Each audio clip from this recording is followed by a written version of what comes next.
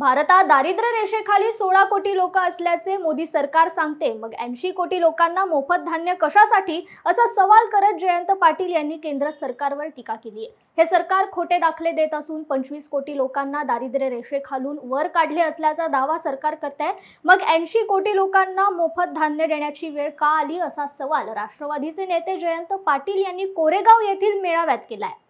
या देशामध्ये दारिद्र्य रेषेच्या खाली आता 16 कोटी लोक आहेत म्हणून सांगतात।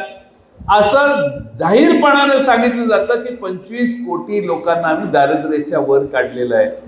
मग 80 कोटी लोकांना मोफत धान्य देण्याची पाळी का यावी?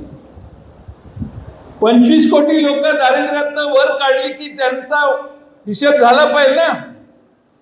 या देशामध्ये देशात प्रमुख नेते सांगतात की 80 कोटी लोकांना आम्ही पुढचे 5 वर्ष मोफत धान्य देणार आहे।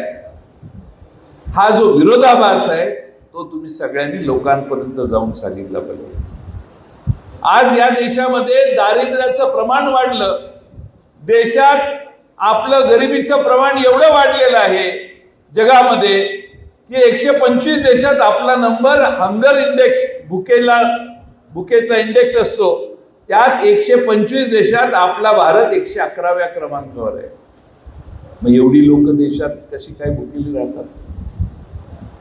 म्हणजे स्टेटमेंट किती विरोधाभासाचं आहे हे तुम्ही सगळ्यांनी लक्षात घ्या। आज आपल्या सगळ्यांनी याचा बारकाईने अभ्यास केला पाहिजे की तुम्हाला सांगितलं काय जातंय। टीव्हीवर जे दिसतात ते सगळं जसंच्या तसं घेण्याचा स्वभाव आता जरा बदला। आता YouTube चॅनेल सुरू झालेले आहेत। टीव्हीवर TV9 ने बातमी दिली की त्याची क्लिप येते, त्याच्या खालचे कॉमेंट जरा वाचत जावा। लोकांचं जनमत काय आहे ते तुमच्या लक्षात येईल। त्यामुळे नागरिकांनी डोळस व्हायला पाहिजे,